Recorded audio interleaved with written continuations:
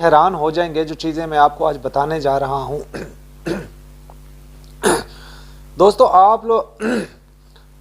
दोस्तों आज आपको जो मैं चीज़ बताने जा रहा हूँ आप सोचकर हैरान रह जाएंगे, परेशान हो जाएंगे कि ये सब मरा हुआ चूहा, झिंगूर, लप्पू, सैचन किस तरीके से बच्चों को दूसरे शहर लेके जाता है घुमाने फिराने के लिए, सैर करवाने के लिए, बगैर उनकी जान की हिफाजत के, बगैर उनके सिक्योरिटी प्रोटोकॉल के उनको जहाँ मर्जी घुमा रहा होता है, फिरा रहा होता है। लेकिन यहाँ पे एक बड़ा सवाल ये पैदा होता है कि जब सीमा को हाउस अरेस्ट किया गया है तो फिर सैचन के बच्चे जो हैं, जो हैदर के बच्चे हैं, वो किस तरीके से दूसरे शहर में जा सकते हैं। अभी कल परसों 2 दिन पहले संडे को वाले दिन ये सैचन, मरा हुआ चूहा, झिंगूर, लप्पू बच्चों को लेकर गाड़ी में बिठाकर शॉपिंग करवाता है, बाज़ार में घुमाता है, शॉपिंग मॉल लेके जाता है। फिर अपनी बहन जो कि इसके घर से 40 किलोमीटर दूर रहती है, अंजलि इसकी एक बहन है सैचन की, आप लोग शायद नहीं जानते होंगे, इसकी बहन है अंजलि, वो उसके घर में इसको लेकर जाता है बच्चों को। सारा दिन वहाँ रहने के बाद शाम को वहाँ से घर आते हैं वापस, और रास्ते में पुलिस इनको रोक लेती है। जब पुलिस रोकती है, इनसे पूछती है कहाँ जा रहे हो, कहाँ से आए हो, कौन हो, ये बच्चे किसके हैं, तो ये कहता है बच्चे मेरे हैं। तो पुलिस वाले कहते हैं ये बच्चे तो इतने गोरे चिट्टे हैं, तू काला है, ये बच्चे तेरे कैसे हो सकते हैं, किसके बच्चे अगवा करके लाया हो। तो फिर वो बताता है कि मैं सैचन हूँ जो उसने पाकिस्तानी लड़की को भगा कर लेकर आया। तो एक पुलिस वाला इसको पहचान लेता है, वो हंस रहा होता है पीछे और कहता है अच्छा ये तू सैचन है। तो फिर इसको, बच्चों को वो पैसे देते हैं पुलिस वाले, और बच्चों को प्यार भी करते हैं और कहते हैं, सैचन को तंबी करते हैं, इससे नाराज़ होते हैं, गुस्से होते हैं कि तुम इन बच्चों को कहाँ लेके फिर रहे हो। इन बच्चों की सुरक्षा का बहुत बड़ा इशू है, अगर इनको कुछ हो जाता है तो कौन जिम्मेदारी लेगा, तुम क्यों ऐसी बचपने वाली बेहुदा बच्चों वाली हरकतें कर रहे हो। लेकिन ये मरा हुआ चूहा, झिंगूर, लप्पू ऐसे करके वहाँ से अपनी बेशर्मी का सबूत दे देता है। और पुलिस वाले इसको तंबी करते हैं कि जब इन बच्चों को, ये हाउस अरेस्ट है, तुम इनको कहाँ बाहर लिए फिर रहे होते हैं, इनकी जान को खतरा हो सकता है।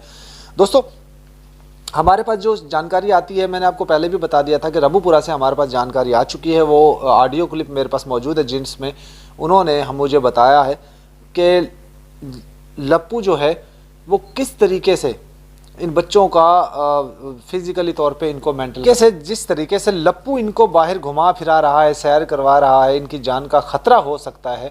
और इसको तो शर्म आती नहीं है। साथ ही वो औरत जिसने किसी के बच्चों को यरगमाल बनाकर, ढाल बनाकर लेकर आई है, उसको भी शर्म नहीं आती।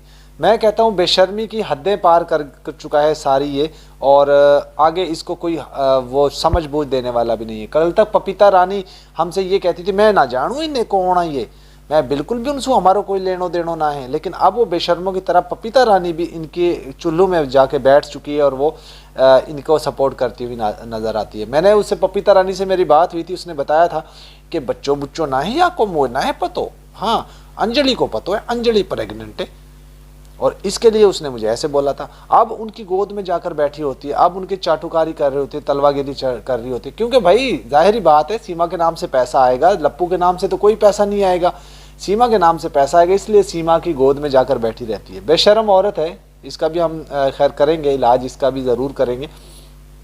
आप लोगों ने देखा कि मेरे पास बहुत सारी जानकारी, इन्फॉर्मेशन इन लोगों की रहती है, क्योंकि ये लोग हमारे साथ कनेक्टेड है।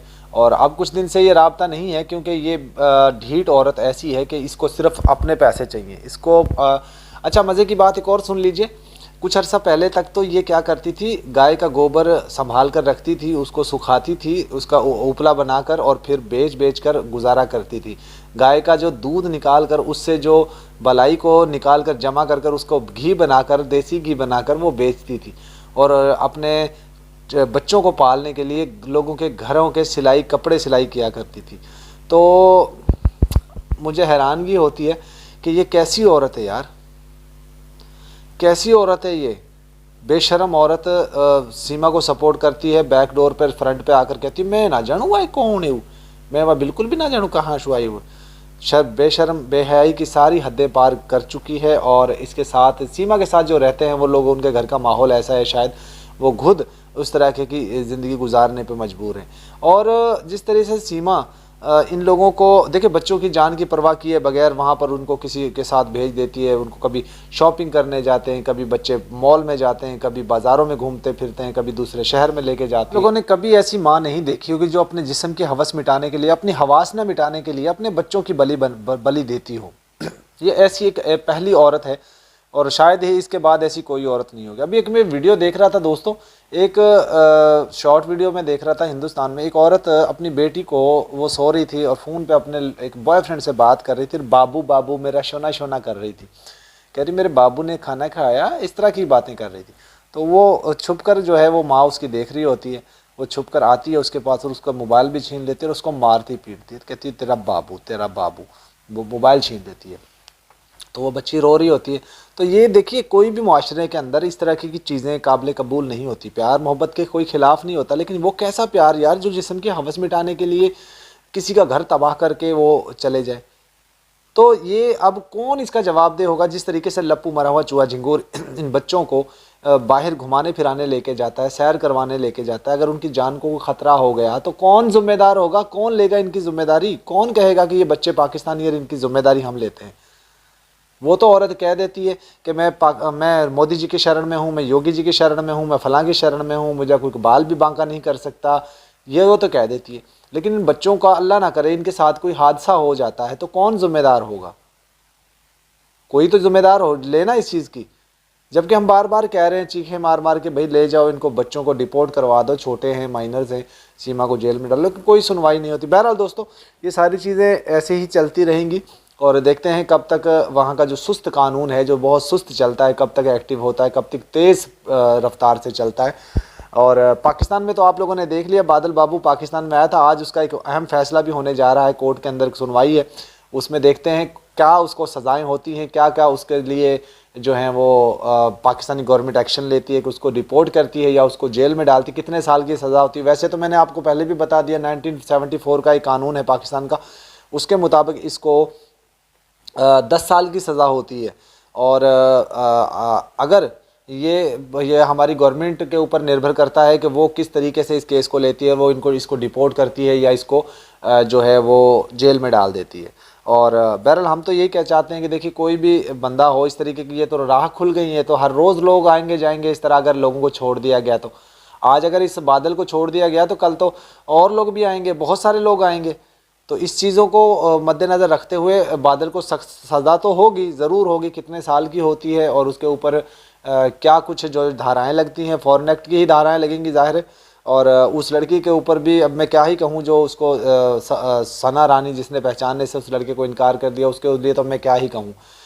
उसने तो एक तरह से प्यार का नाम ही बदनाम किया है। उसको तो चाहिए था इस लड़के के पास जाती और पुलिस को कहती कि भाई ये मेरे प्यार में आया है, कम से कम इतनी गवाही तो दे सकती थी ना वो, ताकि इस लड़के के ऊपर ज़्यादा आरोप ना लगाया जाता। पुलिस उसकी कोई भी देखिए, किसी भी कंट्री की पुलिस होती है इस तरह के लोगों को ऐसे ही डील करती है कि जासूस हैं, स्पाई हैं, आतंकवादी हैं, इसी तरीके के डील करते हैं। अगर तक पाकिस्तान से कोई भी लड़का अभी तक हिंदुस्तान में ऐसे जाता तो उसको मुझे नहीं लगता कि कोई सपोर्ट मिलता। हाँ, लड़कियों को सपोर्ट मिला, वो देखा आपने, एक खातून 4 बच्चों को लेकर यहाँ से जाती है गैर कानूनी तरीके से, उसको कितना सपोर्ट किया जा रहा है वहाँ पे, उसके लिए घर बना के दिया जा रहा है, उसको गाड़ी दी जा रही है, उसको मोबाइल दिया जा रहा है, उसको भाभी बना के रखा जा रहा है और उसको नेशनल भाभी घोषित करने की कोशिश करे। बहुत सारे अंधभक्त लोग ऐसे भी हैं जो उसको राधे कृष्ण जी के साथ तुलना करते हैं, कभी उसको द्रौपदी बोल देते हैं, कभी उसको कुछ बोल देते हैं, कभी कुछ बोल देते हैं।